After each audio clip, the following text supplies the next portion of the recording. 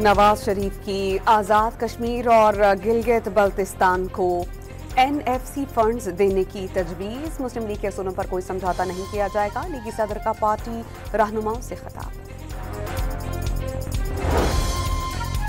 दहशतगर्दी अफगानिस्तान से सर उठा रही है। आलमी बरादरी अफगान रजीम पर जिम्मेदारी की अदायगी के लिए अपना जोर डाले। वज़ीर आज़म काशकाबाद में तकरीब से खिताब।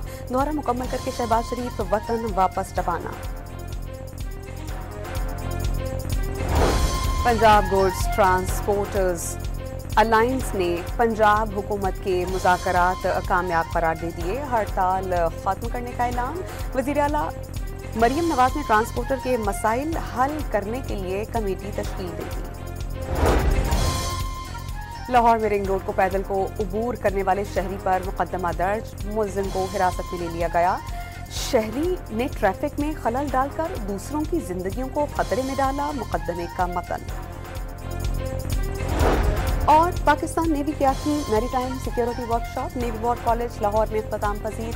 मेहमान खुसूसी चेयरमैन सेनेट का पाकिस्तान की ब्लू इकॉनमी की वसी सलाहियत और समुद्रों की स्ट्रेटेजिक अहमियत पर जोर।